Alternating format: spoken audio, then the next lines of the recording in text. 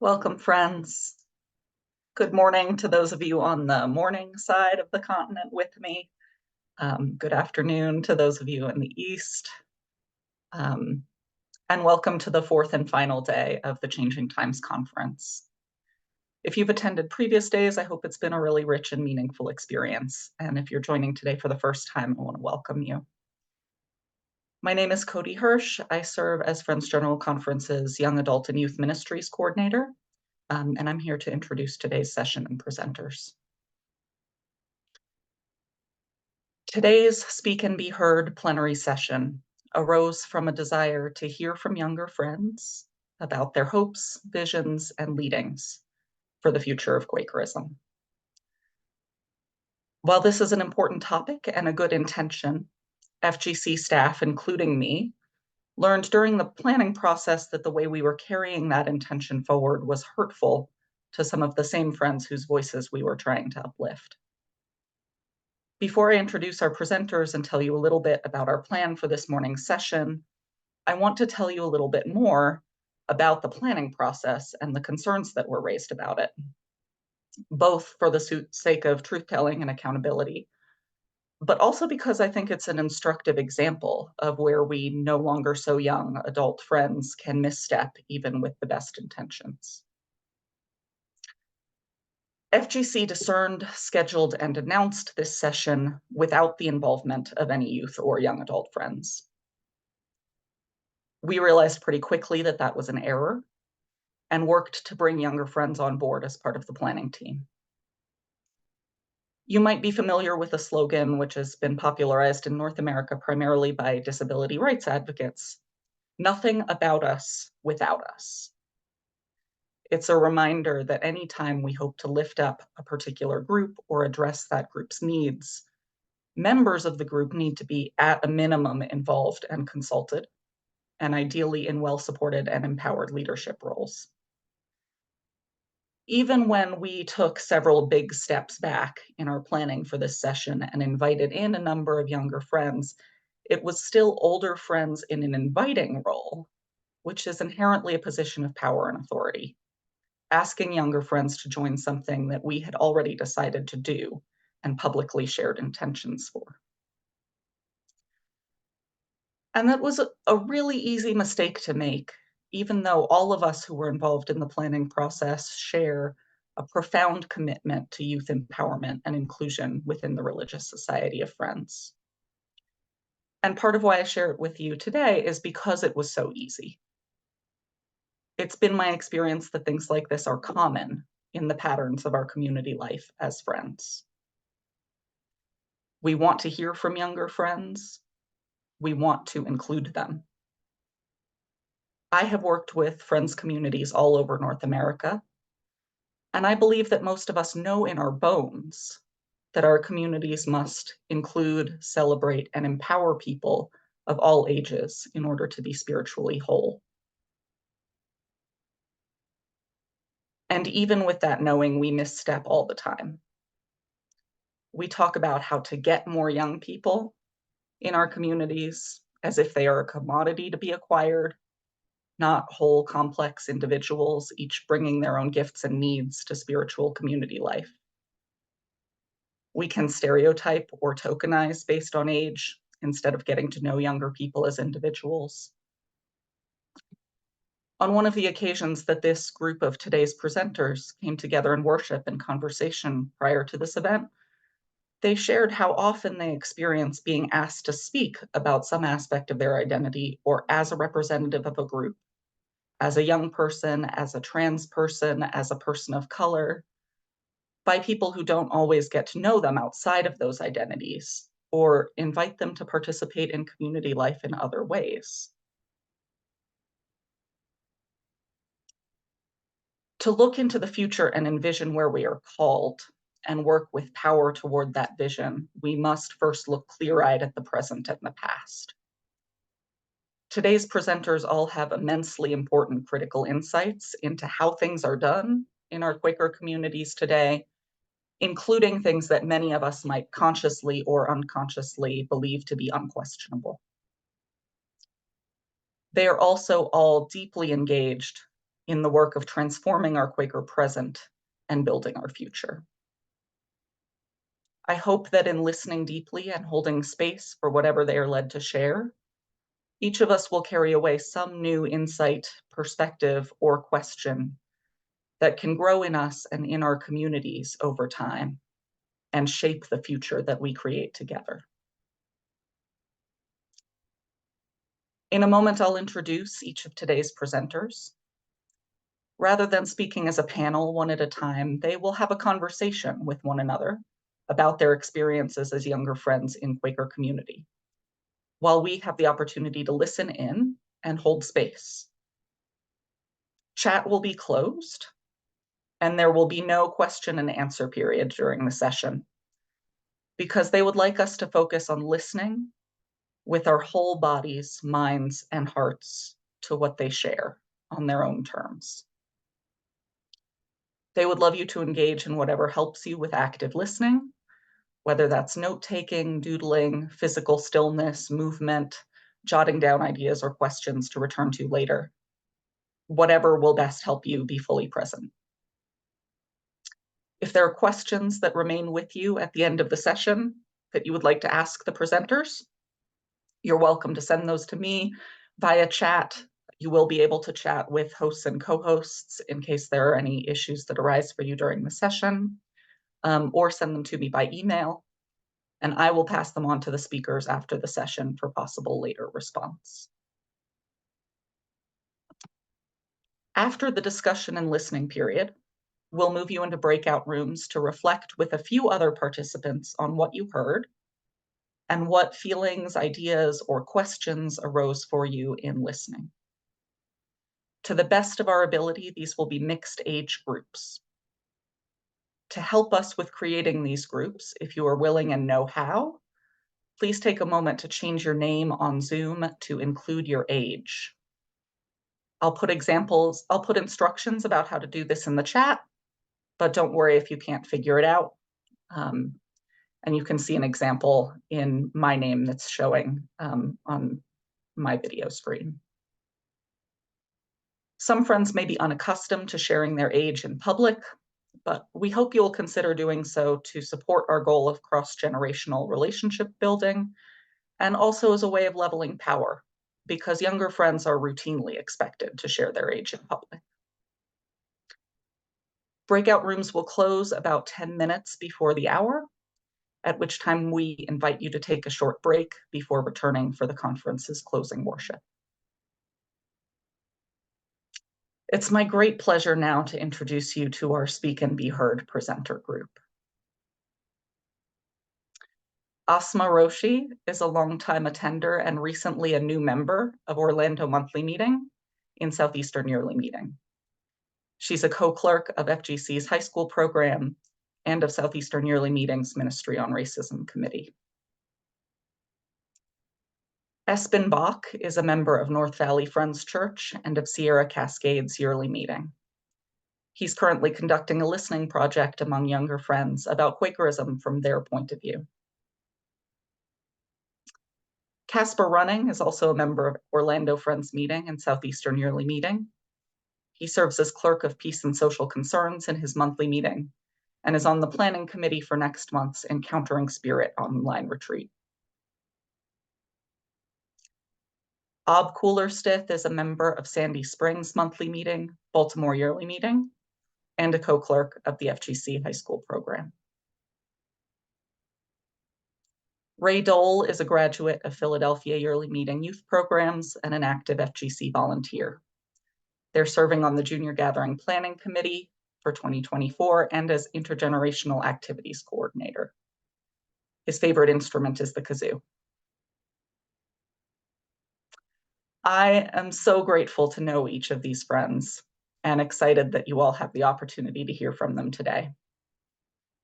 I want to thank Rae, Ob, Kasper, and Asma, who joined the planning team for this event early on, for their clarity and generosity in naming the ways our process was falling short of our ideals and transforming this event into what it is now. I also want to thank Espen for enthusiastically accepting a last-minute invitation to join this circle. Thank you, friends.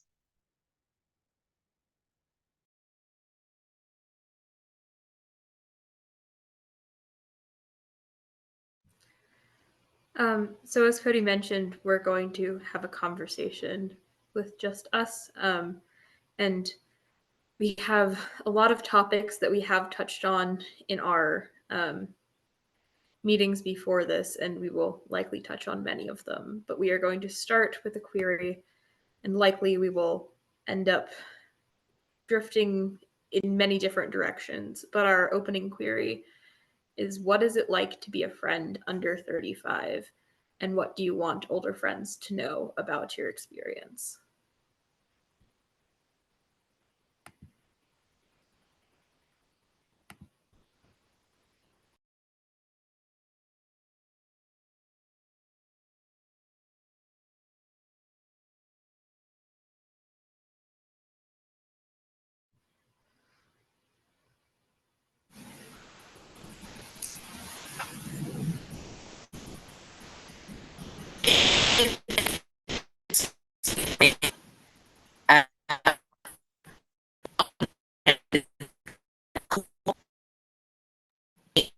Kasper, your audio is choppy.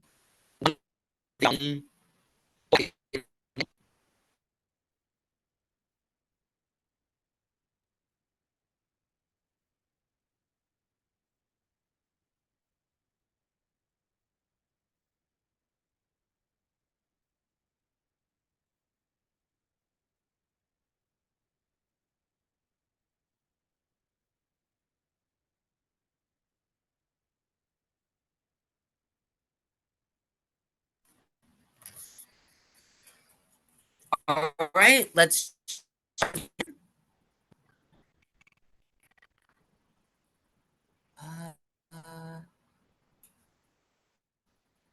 That's better. Can you hear me now? Yes, that's much better. Thank you. I closed some tabs. I'm so sorry. But yes, for me, it's a mixed blessing. It's kind of isolating being one of the only people in my age range in my monthly meeting. But it brings a certain. I kind of enjoy being a special little snowflake, as a token queer, trans, crippled, under 35 person, I get to feel like the special boy sometimes, but that can be tokenizing to other people. So, yeah. Yeah, I think I feel a little bit similarly in that it's a very mixed experience.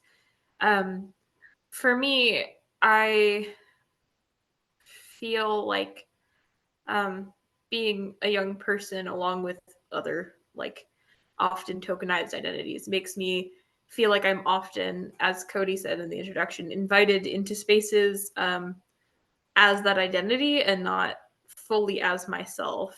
Um, I feel like I'm often invited into spaces as a younger friend, um, and not as a full person, which is really frustrating. And I do feel like um, there, in reality, aren't very many friends who know all of me and invite all of me into spaces. And I'm really thankful for the ones who do.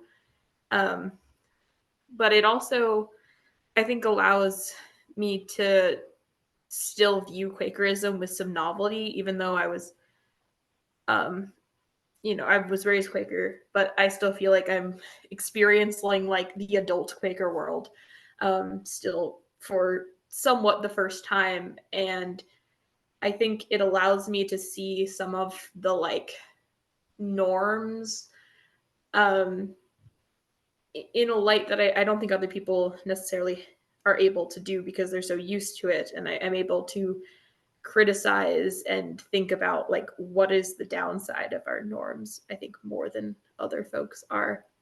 Um, so I agree there's definitely kind of a mix of good and bad experiences. And yeah.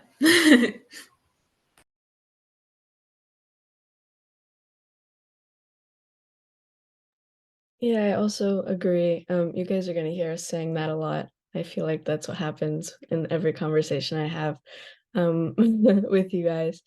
But yeah, just like Casper, I do find myself being the only one in our meeting, I guess. That's why me and Casper stick together, of my age.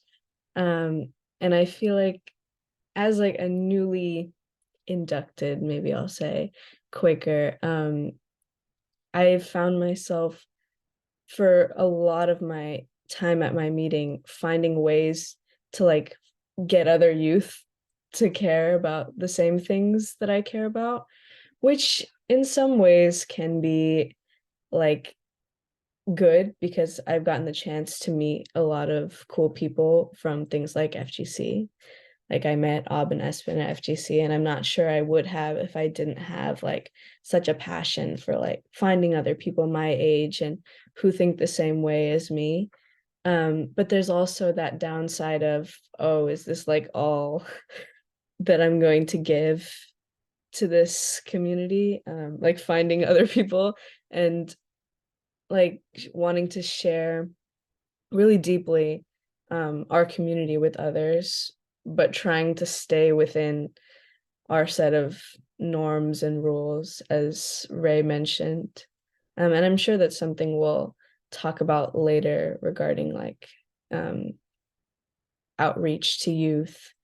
But yeah, that has been my experience thus far. And again, there is good and bad things about it, but you know.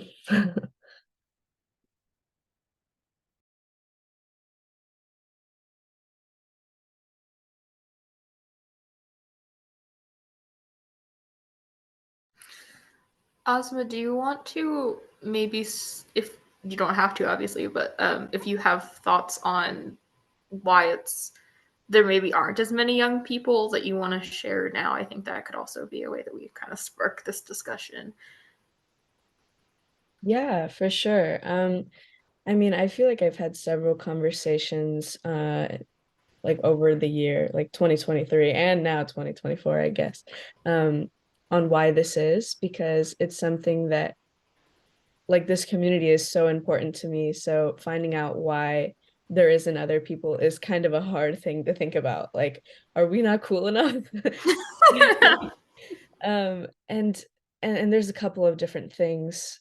First of all, we're not very accessible, especially in a time of you know, the internet and like everyone is just like constantly on their phones, and that is how they find community. And that's like a very clear thing to me. Like if you want to go and find a community, all you have to do is look up like, I don't know, a church nearby or a community gathering nearby, and you can easily join and be welcomed into a community.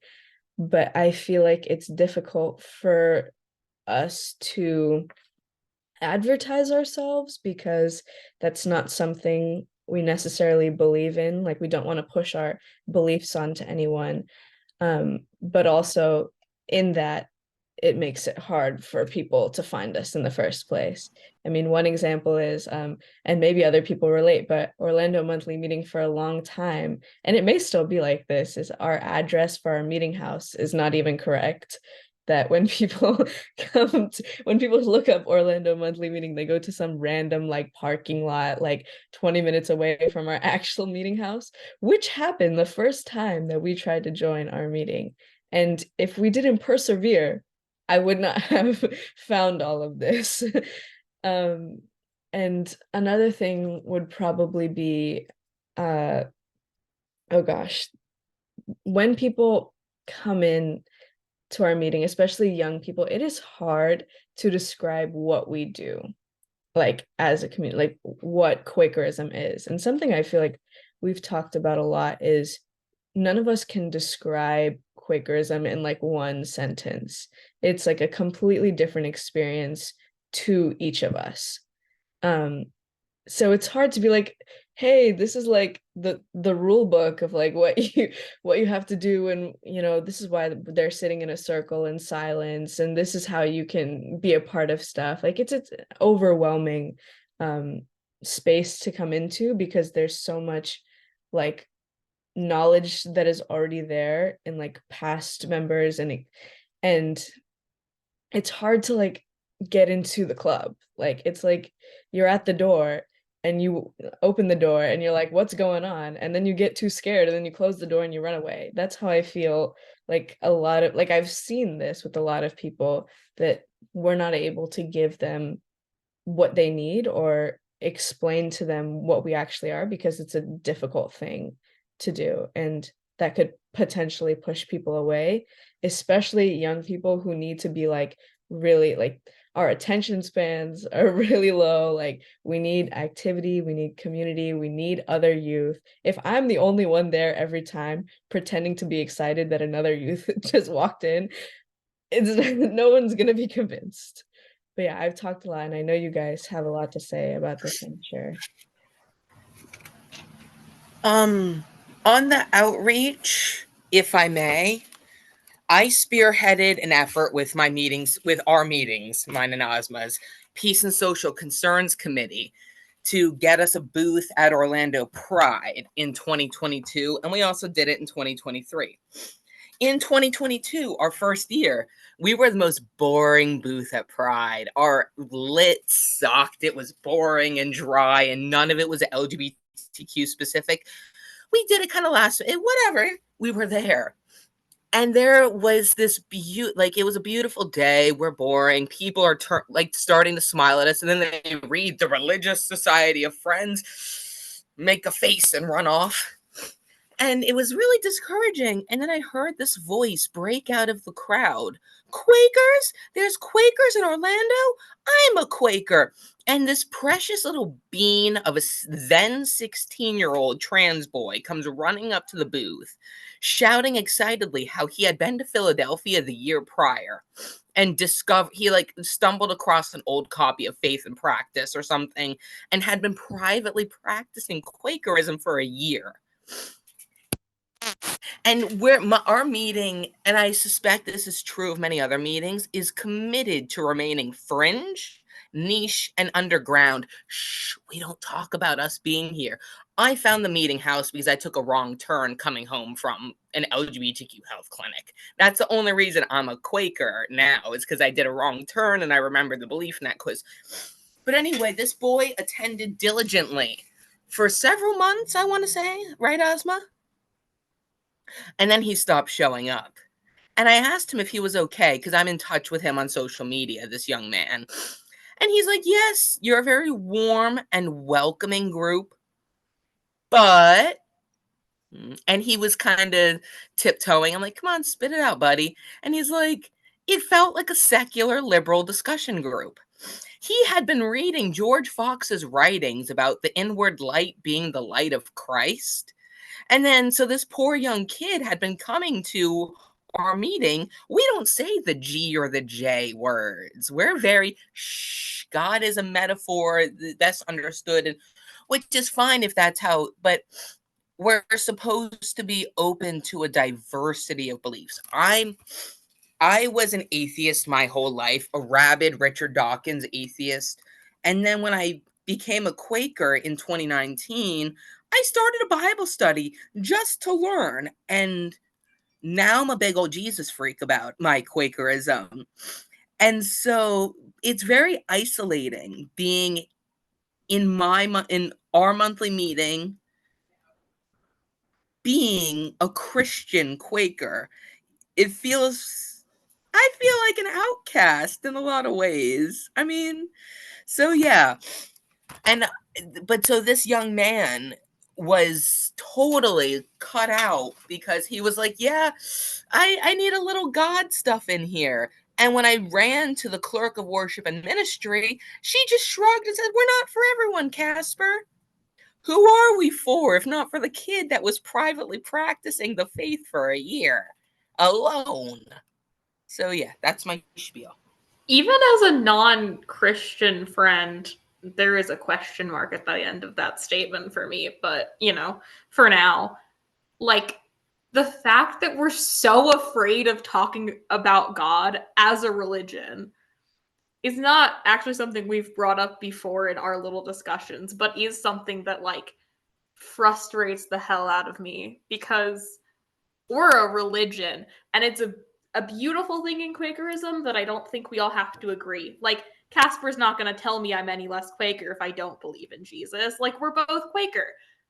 But also, I want to hear you talk about God. That's why I'm here. Like, don't be afraid to talk about God. That's what we're doing here. And I think also I've noticed that, like, when I ask people, like, why are you so afraid to talk to me about God, there's like, I've noticed also like fear of like, well, I'm gonna like, influence you too much, especially like when I was younger and would ask people that question. I noticed that there was some like, well, I don't want to like tell young people what to believe. And I'm like, you telling me what you believe isn't you telling me what I believe.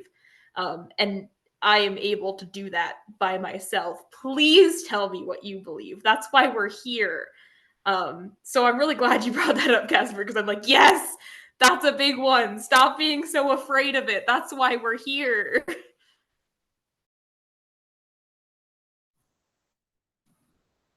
And I'd like to kind of add to that because I agree with what you guys are saying. Like talking about spirituality is like so important because that's what we're all about. Like that's like we are a group of religious people, and like it's so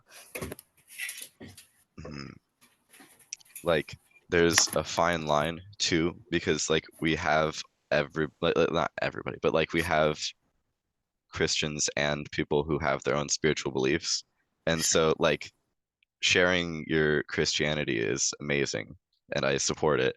And there also needs to be like a fine line so that like it doesn't feel like you're assuming that everybody around you is gonna be there, which like I don't see happen too much. But like and I come from a different kind of community in my hometown where like it's a lot more Christ-centered. Uh, and personally, as somebody who like uh I don't like I'm not Christian. Um, I like have my own spiritual connections and beliefs, and I would not describe them as Christian. But I still consider myself Quaker, and so um, some of the like we have a more of an open worship time, and then a more like normal Christian section where like somebody stands at the front and talks, and there's open worship during that time, but a lot of it is speaking and Christ-centered, and both of them are like beautiful, um, but like that second one I just connect less to, and so just like finding a balance between them so that people like me can also feel accepted while also um, finding space for everybody. I think that's important. I think, I mean, this is like way easier said than done, but I think the balance is like not being afraid to talk about your beliefs while simultaneously not assuming that anyone else has the same belief as you. And I think that actually hitting that is kind of difficult. And I think that for a lot of friends who have kind of become more secularized, it's sort of like we're so afraid of assuming that everyone that, or even making people feel like we assume that everyone has the same beliefs, that we just don't talk about our beliefs at all, which is just also bad. Espen, I heard you say fine line, and I'm hearing you really talk about. I'm having like, trouble hearing you. Can you speak up a little bit? Oh, sorry. I'm hearing both of you talk about the kind of like conflict of identity that if you declare yourself one way, is it exclusionary to the other? And like, where should we put ourselves as a group with an identity to be inclusive to the people that we want to welcome? And also like have an identity as a religious community with all of the strength that that identity works for us. Um, And I'm wondering about something I've heard in particular in Quaker settings that I think is discussed with some contention. As a non-creedal religion, are we exclusionary to creedal faith?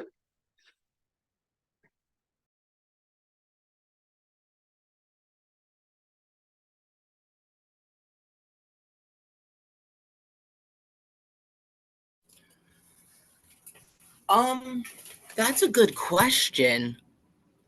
And I'm going to blather about something related. So I've been privately to my non-Quaker friends, I complained that I'm a member of the Orlando Monthly Meeting of the Money Management Society of Friends. Because we've got our money and we manage it and we don't spend it and blah, blah, blah, blah, blah. And we don't do outreach. We don't do this. We don't do that. And it's very frustrating how we just hold on to the money for the future when we could spend $5 and put up a poster or do some outreach or something. I don't know. I don't know what. But so I've been tormenting worship and ministry, which drag their feet. But clerk of my meeting, who's a non-theist, which makes it extra funny, has approved an initiative for little Kasper to start leading on Saturday afternoons, like a spiritual deepening reading group. We have our session 0 to strategize how we want this to go in a couple weeks. But I'm so pumped, intimidated, but also like it, and frustrated that the clerk of the relevant committee wasn't the person to greenlight this initiative. And instead it was the non-theist clerk who she doesn't relate to my Christian blah, blah, blah. I asked her once what a leading felt like, when that spark of God within you gives you a little, and she was like, I don't believe in leadings. I'm like, ah. But which is fine. We're all different. We all experience the divine differently. Some of us experience it by reading science textbooks, and that's cool. I embrace that. And I'm so pumped that I get to lead an initiative to inject a little religious vibe into this monthly meeting of the Religious Society of Friends.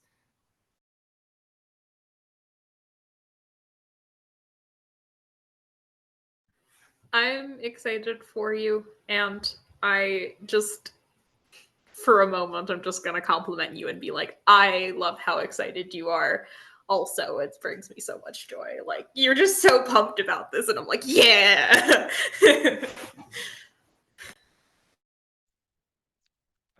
I wanted to share a comment about, like, we were talking about finding the balance between like spiritual diversity and like a identity for our community. And like I we already said it's very difficult. I think it's like incredibly difficult to find that, like, especially as an individual. And so like I think possibly a good starting off point would just be to have conversations about it. Don't be afraid to like say to somebody, hey, this is how I feel when you say this. And like not as like a they have to change, but just like starting that conversation so that you can understand each other better and possibly change something and just generally learn and grow, you know? Yeah, I think that's related to so many of things that we have touched on and might in the past and maybe in the future, where it's sort of just like I think that talking about like how Quaker structures are actually functioning and talking about like how people's actions, any action, like being open about how that's making you feel is something we don't do enough. And that applies to like, are we striking the correct balance between like allowing people to talk about their theism or non-theism or like their beliefs, while also not pushing it on people. I think it also applies to basically everything we do. We're just like, I think we're shy sometimes. Like, I think we're just kind of afraid to talk about like anything of how it makes you feel. And one thing that I had been talking about before was that I also think that some of our structures have served to let us dance around like specific feelings or direct communication. I think often as Quakers, we're like, well, I have this big feeling, but let me make it into a query because that's more palatable, or let me like dance around it. And we're just so afraid to approach somebody and say, this is how this makes me feel. And I just think it applies to almost anything we have a conversation about, is that we're so afraid of just, hey, actually, when we have this like very theist conversation, I feel left out, or like I feel like that doesn't happen very often in like direct communication, which I think also probably feeds into this fear of like, am I doing this right? Am I striking this balance? Because I don't think that people are saying when we're not often enough. At the risk of repeating myself, what I've said, and I've said this like every single meeting we have had as a group before this. I say this in every Quaker meeting, pretty much. I tell the story of how my monthly meeting has multiple times squashed a peace and social concerns initiative to do some homelessness ministry, to put up a free food and hygiene items free book thing, but instead of books with hygiene items and shelf stable food. And that's got turned down because, oh no, it'll bring homeless people to the meeting house. Never mind that they're sleeping on the banks of the lake right a block away. Also good. I would like homeless people to come to our meeting. Yes, they're so scared of them because I got angry and I Googled, and I told you all this story. I Googled classism and Quakers. First thing that pops up is a major Quaker publication article by a chap named George Lakey. Who's not heard of him in this room? I mean, he's a Quaker rock star. He's been a Quaker since like the 60s, and he was in the civil rights movement and blah, blah, blah. And he said in this article that was written like a decade ago that back in the 60s, when he started being a Quaker, there were working class Quakers. It was a multi-class thing a little bit more. Now, have you ever tried reading your respective meetings, meetings for a business meeting? They're written at a university level. My mother dropped out of high school when she was 15 to join the workforce. She would not feel welcome in a Quaker meeting because she wouldn't be able to understand the minutes, the lingo. We don't talk directly. And George Lakey blamed the middle classification, the professional influx of Quakers for a lot of the vibe issues and a lot of the lack of social movement coalition building, blah, blah, blah, that he claims was more effective in the 60s and 70s when it was a more multi-class group. But I mean, yeah, we're a very middle-class faith. And we had a homeless guy come to the meeting on October 1st. He had just gotten out of the hospital. He was banging on the door while we were doing singing after worship. We let him in. We fed him. I chatted him up. He was a cool guy. Although he saw my rainbow cane and started flirting with me. And I'm like, the rainbow sticker on my mobility aid cane. And he was like, oh, you can come live with me when my father died. And it was a whole thing. But the vibe, the other people in the meeting house, a lot of them seems unnerved by him. And I'm like, I have more in common economically with him than with y'all retired comfortably folks. So I don't know. I'm blathering, but that's all stuff I wanted to say. Yeah, that reminded me of something you said. Was that only last night? I don't know. One of the nights where you gave kind of like a specific example of like the language that we use being confusing, and I just think it's helpful to give like specific examples. You said something along the lines of, a clerk had said, we're having business meeting because it's the first day of the second month. Yes. First, Stop third it. first day of second. January. Stop that.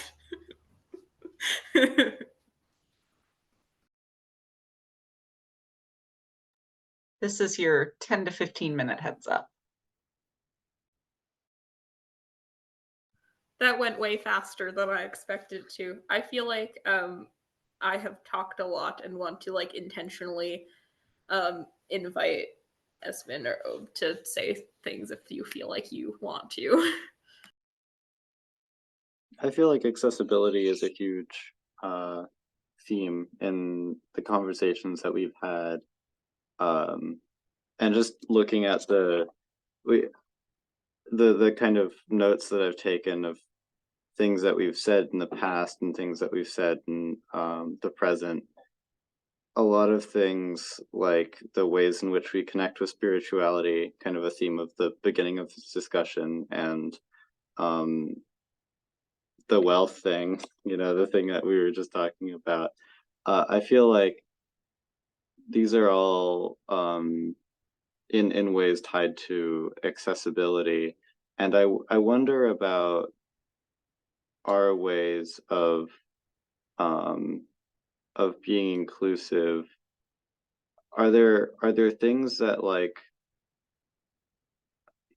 I don't want to ask a question so vague that it means nothing at all. Thank you, Rae, for opening my eyes to this, because I've noticed myself doing this more. But also, like, genuinely, I don't really have a solution. It doesn't feel like a simple problem, and I don't feel like there's a simple answer. So how can we even begin to approach the issue of accessibility?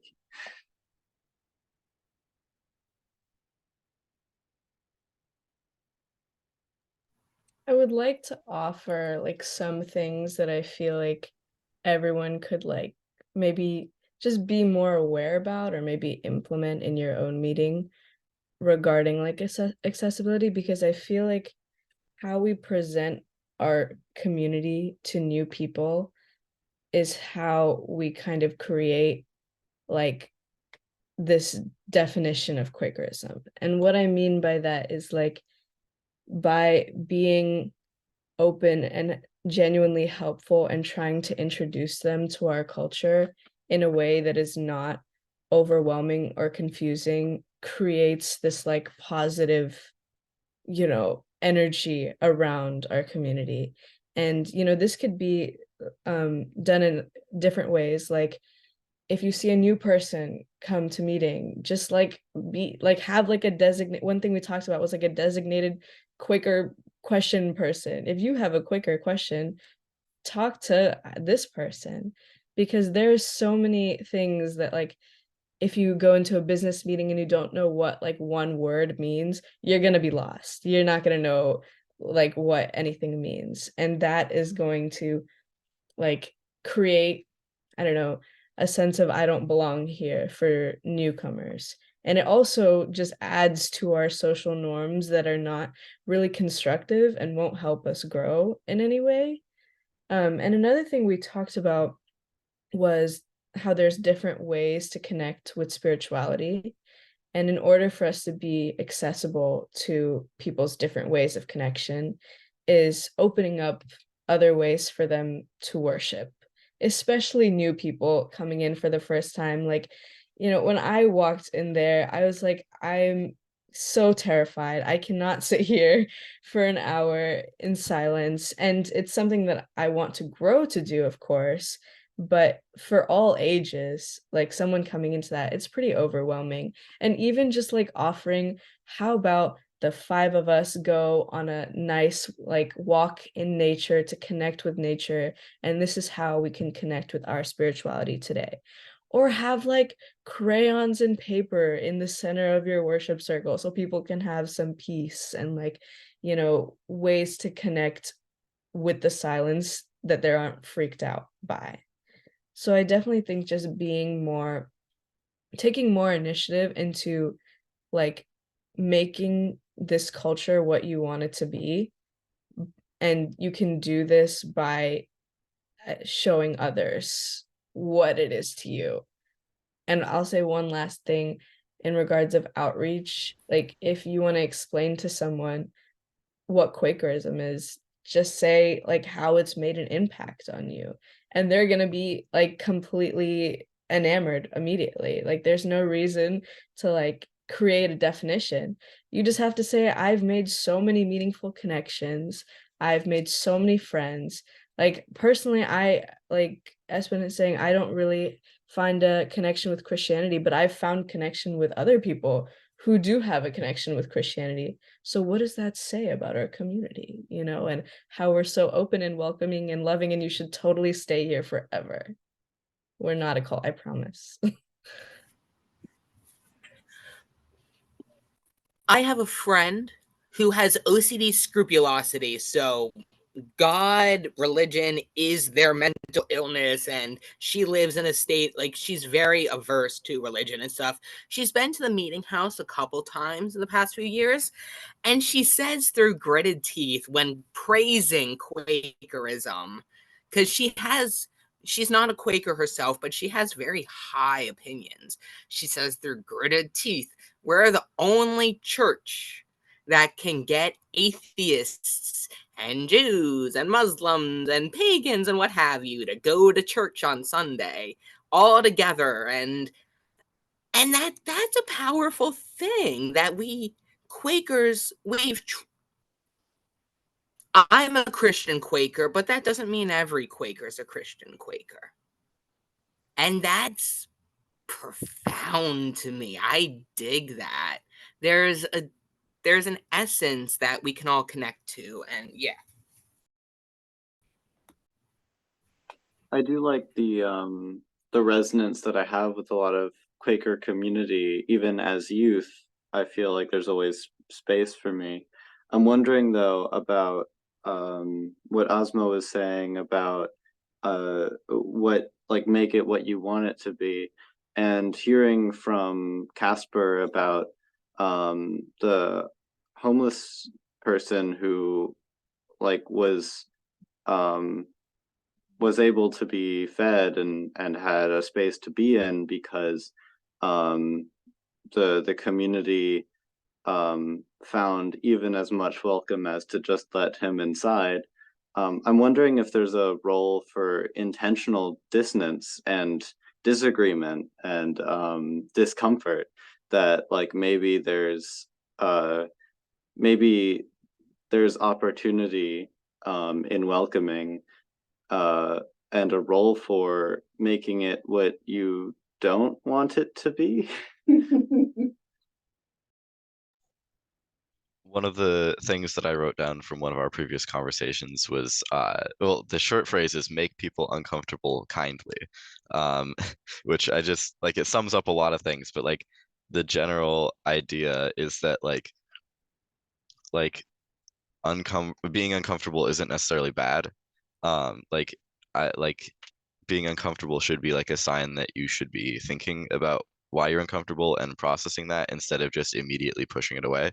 Um, because like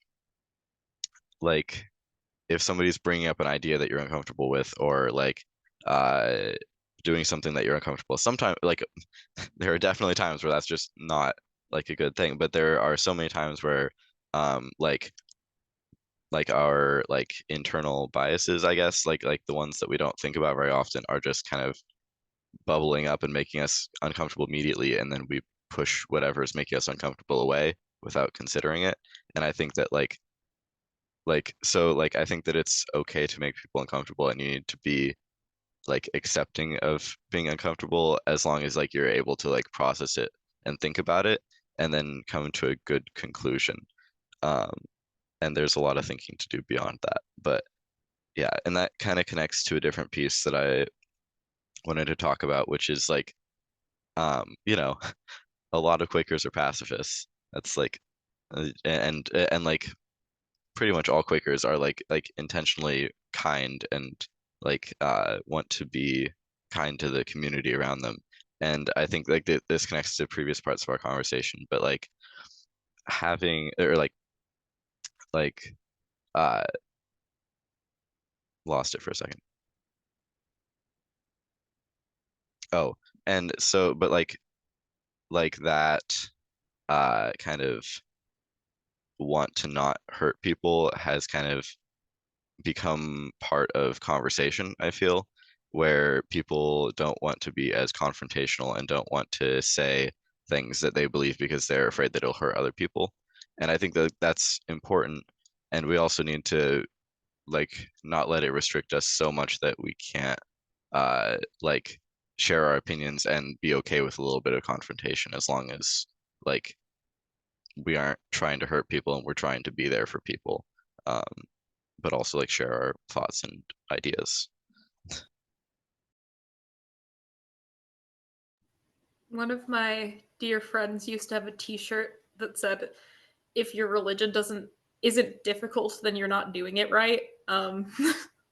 And I, I'm not really usually one to say you're not doing it right, but I do think that if Quakerism is never difficult for you, if we're never having those difficult conversations, we're probably doing something wrong. I think you need to question like like when you're uncomfortable, but if you're feeling comfortable as well, you also need to question because like if you're just completely comfortable and don't have any questions, then like there's always more to question, you know? So just like thinking about it whether you're uncomfortable or not in different ways.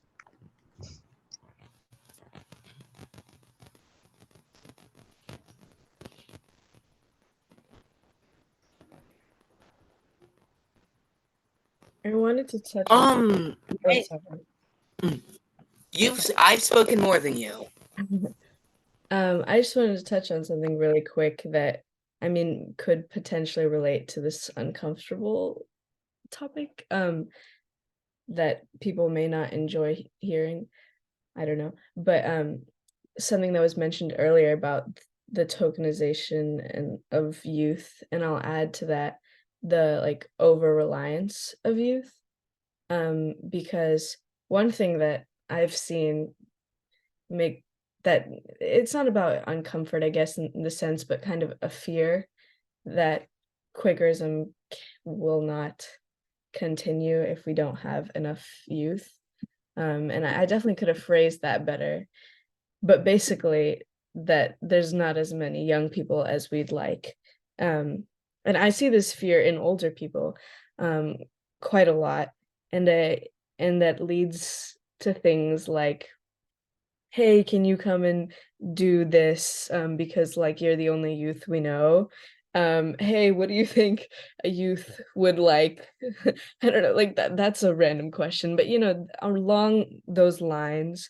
So I think it's important to think about in the context of, even us being invited sort of to do this, that if we want to uplift like youth and young adult voices about things like this, we have to make sure that they don't get burnt out and start like resenting Quakerism. Because while this conversation is like super important, really I should just be having fun in my religious community. And not that I don't really enjoy all the conversations we have together. Like it would be nice for like other youth to not have to do this sort of stuff. And to identify all these problems and try to figure out how to like advertise us without proselytization and all this sort of stuff that I'm always thinking about. And I fear that if this continues where like there's this dependence on youth but also like not complete dependence, because sometimes our voices aren't exactly included, but just there as like a, oh, well, we have a young person, that it's gonna just affect our community more, and the number is only going to decrease more.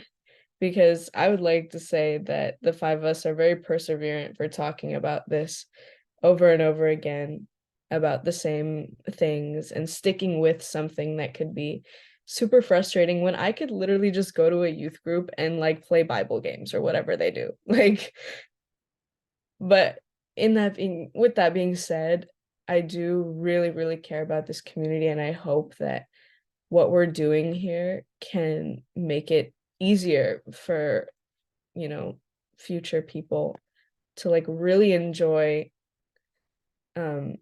this community in the fullest way possible without having to face some of the things that we're bringing up. Would I be able to chime in with something on accessibility? And then I promise. All right, so like I mentioned before, I started my Quakerverse journey in March of 2019. I went from being rabid atheist to attending worship regularly, out of like that. And I started as a physically able-bodied person. I could walk in a straight line without the use of a mobility device. It was wonderful. I took it for granted. Multiple sclerosis hit me now, and by June of 2021, I was walking with a cane, and I walk with it permanently. Yay!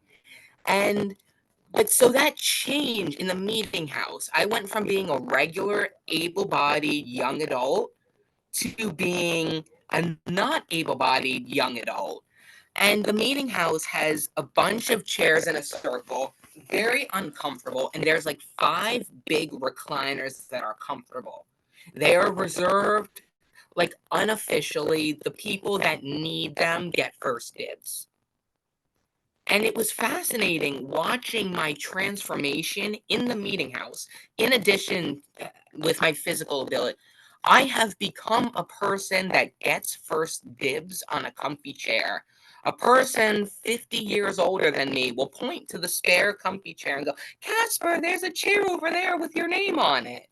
And so I also, with my disability, I get up to go potty 2-3 times during the hour of waiting worship. And people are chill about it. And I have to say, the love and tenderness with which my meeting has accepted me into the not able-bodied camp, it's been really powerful. And there's a reason I keep coming back with all the frustration and stuff. And that's a big part of it. I feel so welcomed entirely. And that's cool. A little bit related to that, I think that comes, in my experience, and it sounds maybe like your experience too, that kind of acceptance comes once we're not just known as the things that we are, but who we are. Once I am known as myself, then my transness and my disabledness and all of those things become things that are radically accepted once I am not just those things, but a whole person. That I find this like radical acceptance that I find really beautiful and that I keep coming back to. Thank you so much, friends. I think, we know from our conversations prior to today that we could go on for a lot longer. But I'm really grateful for what you've shared today and for the opportunity for other folks to listen in on your conversation and thoughts. I think we're gonna invite people to move into breakout rooms now. Our tech host has been getting ready to send you into groups. And the breakout rooms will end in about 15 minutes. at 10 minutes to the hour, so that everybody can take a body break before closing worship. That will be at 12 Mountain Time, 11 Pacific Time, 1 Central, 2 Eastern. I hope I got all those right. And for the breakout rooms, thank you for the question in the chat. There isn't a specific question or prompt for the breakout rooms besides just to reflect together on what came up for you from what you heard. And I encourage you both to make sure that everybody in your group gets a chance to talk, and also to pay attention to balance and ages in who shares in your groups. The presenters, as they're able and willing, may come drop in and check on you and see how you're doing, and talk with you a little more. Thank you all for listening as well and holding space. Hi, friends. I do just want to say, if you are a friend of color and you'd like to be in a Friends of Color group, please send the tech host a message so that I can do that for you. Thank you.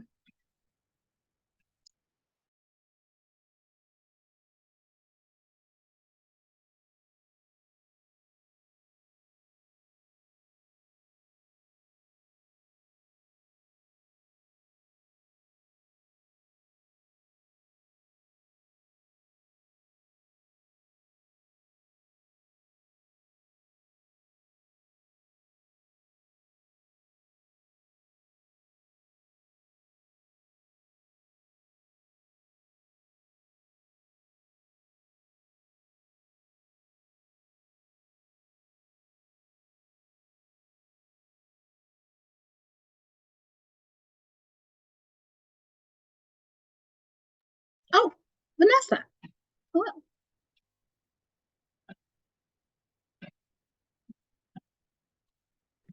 Hi, sorry, I'm on my phone, so Oh, being challenged. But I was want me just, to put you in Friends of Color group?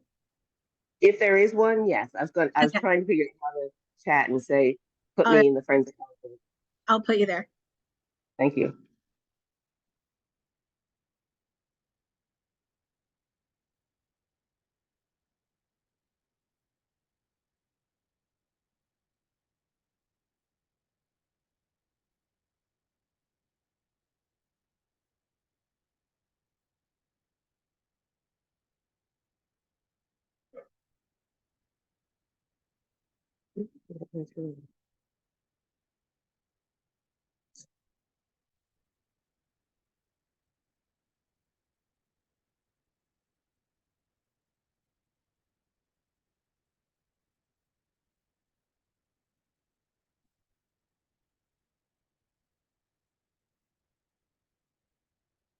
Vanessa, I think you are invited. You just have to join it.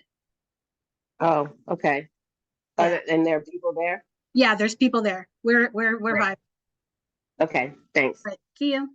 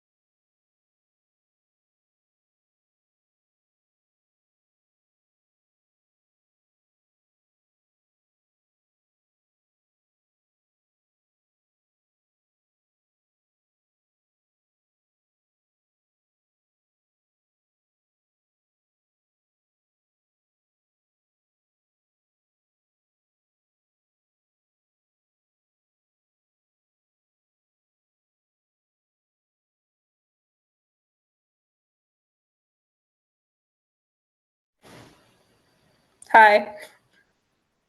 Though this meeting is being recorded, it always startles me. Yeah,